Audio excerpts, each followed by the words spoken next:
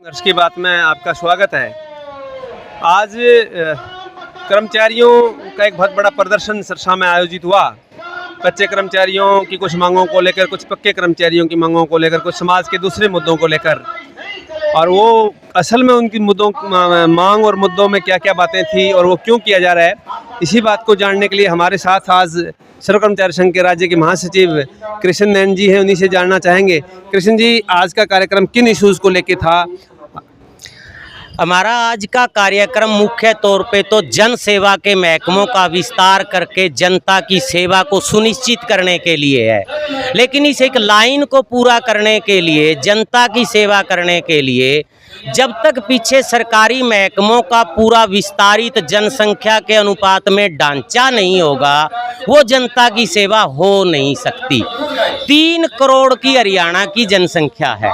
इसके हिसाब से सरकार ने कुछ पैमाने तय किए हैं कि जब तक 800 लोगों की जनसंख्या पे एक पुलिस वाला नहीं होगा, आंतरिक सुरक्षा नहीं हो सकती। 400 लोगों के ऊपर एक सफाई कर्मचारी नहीं होगा, सफाई व्यवस्था नहीं हो सकती। 30-35 बच्चों पे एक टीचर नहीं होगा, पढ़ाई नहीं हो सकती। सर्वे सरकार के पास है, जनगणना सरकार के पास है, उसको सब पता है। इस अनुपात से 12 लाख कर्मचारी बनते हैं, और हैं केरल की जनसंख्या इतनी है, वहाँ 12 लाख पक्के कर्मचारी हैं, बनती है। लेकिन सरकार 4.5 लाख कर्मचारियों से काम चला रही है। सोचिए आप कि काम शुरू होने से पहले एक कर्मचारी पे 3 का वर्कलोड आ गया, जो सबको पता है कि नहीं हो सकता। अब हो क्या रहा है, जनता बिजली के लिए, स्वास्थ्य के लिए, पढ़ाई के लिए स्कूल में आती है। वहाँ टीचर जो है वो जनगणना, SIR के लिए, BLO के लिए, तीसरे तीसरे चौथे कामों के लिए स्कूल से बाहर कर दिया। कर्मचारी कम है, वो चक्कर लगा के महकमे को, कर्मचारियों को गाली देते हुए चला जाता है। उसकी कोई गलती नहीं है, उसको अपनी सेवा चाहिए, लेकिन कर्मचारी है नहीं है। तो दूसरी तरफ जो कर्मचारी हैं वो 7.5 लाख कम है। वो 7.5 लाख बेरोजगार दर की ठोकरें खाने को मजबूर हैं। 4.5 लाख तो CET में पास करके छोड़े हुए हैं आपने, रोजगार नहीं दे रहे हो आप उनको। बेरोजगारों को रोजगार कैसा? 2 लाख कर्मचारी जो कार्यरत हैं, उनमें भी पशुओं जैसे हालात में जीने को मजबूर हैं। आज 10,000, 12,000, 15,000, 14,000, और उसका भी हालत ये है कि आज स्वास्थ्य के HKRN के 22 कर्मचारियों ने हमें यहाँ बताया कि 4 महीने से वो भी नहीं मिला। वो 1-1.5 महीने की तनख्वाह अपनी जेब से भुगत के तो ड्यूटी पे आए हैं, वो भी जेब से गया। कौन मजबूर होता होगा 10,000 में नौकरी करने को, जिसके पहले से कुछ नहीं है, और उसको भी आप 4 महीने से लटकाए जा रहे हो, खर्च करवाए जा रहे हो। इससे बदतर हालात कैसे होंगे? वैसे ये 5वें नंबर का राज्य है पर कैपिटा इनकम में। इस देश के, प्रदेश के लोग इसको कमा के इतना अमीर बना रहे हैं, पर लोगों की, बेरोजगारों की, कच्चे कर्मचारियों की हालत ये है यहाँ पे। तो ये कच्चे कर्मचारियों को जब तक पक्का नहीं कर दिया जाता, जब तक ये अपनी सीट पे संतुष्टि के साथ नहीं बैठते, अपने माँ बाप की दवाई की फिक्र के साथ अगर बैठा है, बच्चे की फीस, पढ़ाई की फिक्र के साथ बैठा है, बिजली के बिल ना भरने, तो वो आने वाले उपभोक्ता को संतुष्ट नहीं कर सकता। उसकी संतुष्टि के लिए जरूरी है कच्चे कर्मचारी का पक्का होना। अपने बुढ़ापे की सुरक्षा के लिए जरूरी है उसको पुरानी पेंशन का बहाल होना। और हरियाणा चूंकि 5वां सबसे ज्यादा पर कैपिटा इनकम का प्रदेश है, इसके लिए अलग से 8वें वेतन आयोग की मांग बनती है, क्योंकि हम कमा के ज्यादा दे रहे हैं तो हमारी मजदूरी का भी ज्यादा का हक बनता है, क्योंकि हम ज्यादा कमा के दे रहे हैं, तभी तो 5वें नंबर पे है हरियाणा। नहीं तो हरियाणा 37वें नंबर पे होता है यहाँ पे। आपने बात रखते हुए एक बात कही कि हम जनता की सेवा को बेहतर बनाने के लिए लड़ रहे हैं, ये आंदोलन हमारा उसके लिए है। तो आपने इसके लिए जनता में जाने के लिए क्या किया?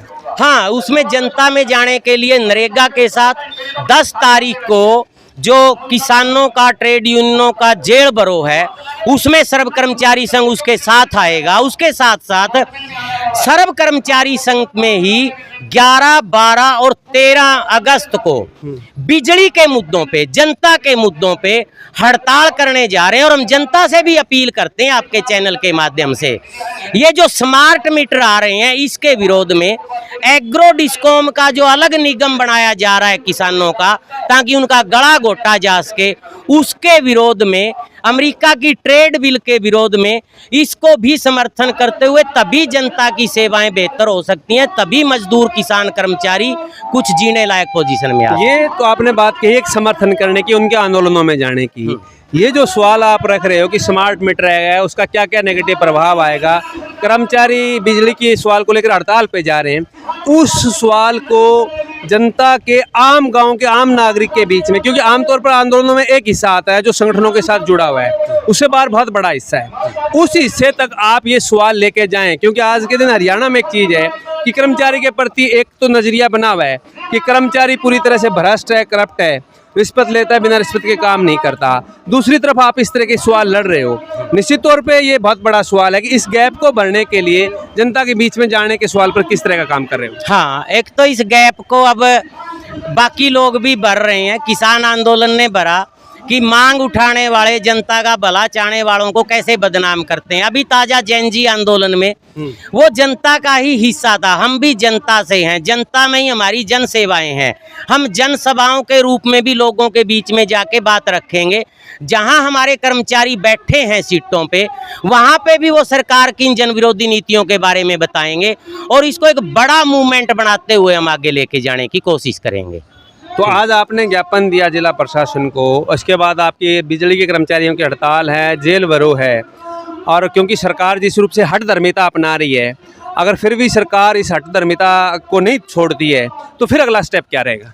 पहली बात तो ये जो नगर पालिका की 7, 8, 9 की और बिजली की हड़ताल है, और अगर सरकार इस पे हठधर्मिता नहीं छोड़ती है, अराजकता की स्थिति पैदा करती है, डायलॉग का रास्ता नहीं खोलती है, तो ये हड़तालें आगे बढ़ेंगी और ये सरकार की जिम्मेदारी होगी। और इन हड़तालों के साथ साथ बाकी महकमे इनके साथ सपोर्ट करते हुए हड़ताल में आएंगे। हम किसान मजदूरों को भी साथ लेते हुए इस हड़ताल को प्रदेश व्यापी बनाएंगे और जब तक मुद्दे हल नहीं होंगे आंदोलन जारी रहेगा। निश्चित तौर पे एक बहुत बड़ा सवाल है कि किसान, कर्मचारी, मजदूर, एक नारा तो लगता है कि किसान मजदूर एकता जिंदाबाद, किसान मजदूर कर्मचारी एकता जिंदाबाद। असल में व्यवहार में वो नारा कब ज़मीन पे उतरेगा, इसका एक ज़रूर इंतज़ार है जनता को। क्योंकि ये जो दिल्ली में अभी जो जनजी का आंदोलन था, युवाओं का आंदोलन था, छात्रों का आंदोलन था, उस आंदोलन ने एक बहुत बड़ी एकता कायम की। उससे पहले किसान आंदोलन ने बहुत बड़ी एक मिसाल कायम की, और वो मिसाल वास्तव में नीचे ज़मीन पे प्रैक्टिकल में आए जब किसान, कर्मचारी, मजदूर, व्यापारी सब एक साथ मिलके सरकार की जन विरोधी नीतियों के खिलाफ लड़े। इसी सवाल को हम चाहते हैं कि ये हल हो, और इसी में कुछ कृष्ण जी और कुछ भी छूट गया कहना चाहते हैं। हाँ, आप प्रदेश की हालत का जायजा लेना चाहें, शिक्षा विकास की सबसे पहली सीढ़ी है।